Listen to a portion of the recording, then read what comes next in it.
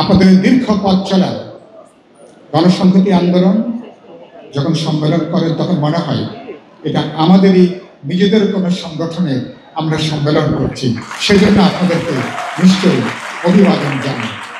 লড়াইয়ের যে ঐক্য, রাজপথের যে ঐক্য, আমি গভীর শ্রদ্ধার সাথে স্মরণ করছি শহীদ জুলফিকার রাসেলকে, অসংখ্য শহীদদেরকে যাদেরকে আমরা হারিয়েছি।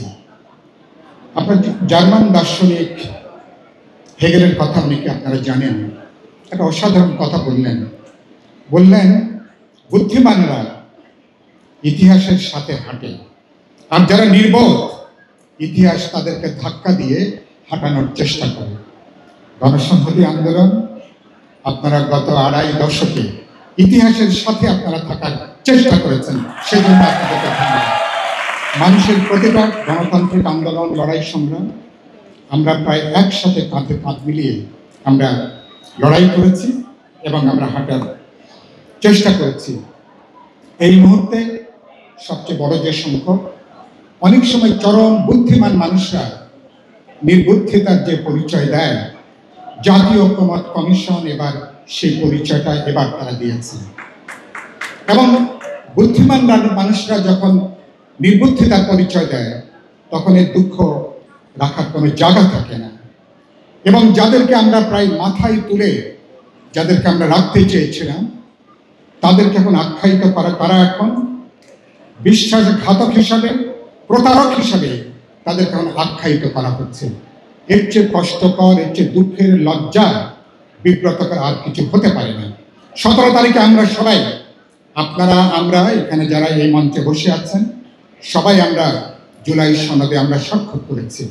দুর্ভাগ্যজনক যে আপনারা আধুনিক গণতান্ত্রিক সমাজ কিভাবে চলে, রাজনৈতিক সমাজ কিভাবে চলে, বোঝাপড়ার ভিত্তিতে, সমঝোতার ভিত্তিতে, রাজনৈতিক বোঝাপড়া, সামাজিক চুক্তি, তার ভিত্তিতে চলে।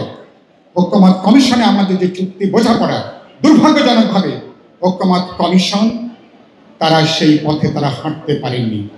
তারা নিরভঙ্গ করেছেন, আমাদের বিশ্বাস ভঙ্গতা, তারা আমাদের বিশ্বাস ভঙ্গ করেছেন, যেটাকে অনেকে প্রতারণা হিসেবে আখ্যায়িত করেছেন। আপনারা কি একটা সহিংসতাকে ডেকে আনছেন? রাজনৈতিক দুর্যোগকে আপনারা কি উস্কিয়ে দিচ্ছেন? আপনারা কি বিরোধ বৈরিতাকে আপনারা কি উস্কিয়ে দিচ্ছেন? ঐক্যমত কমিশনের সদস্যদেরকে এটা নিশ্চয়ই আমরা জিজ্ঞেস করতে পারি। কমিশনের সভাপতি প্রফেসর ইউনুস, তারও স্বাক্ষর রয়েছে। তারা যে পরামর্শমূলক যেটা দিয়েছেন সরকারের কাছে, সেটা আমাদেরকে আরো বিব্রত করে, আরো লজ্জার মধ্যে নেয়, আরো উদ্বেগের মধ্যে আমাদেরকে নিয়ে যায়। এখন সংকটের সমাধান কিভাবে হবে, যেটা বলে শেষ করব, আমি মনে করি সবকিছু শেষ হয়ে যায়নি, এটা মনে করার কোনো কারণ নেই। এখানে বসে দেখলাম উপদেষ্টা প্রেস সচিব তিনি বলছেন গণভোট যখনই হোক 15ই সেপ্টেম্বরের আগেই জাতীয় নির্বাচন হবে। কথাটা আংশিক বলেছেন।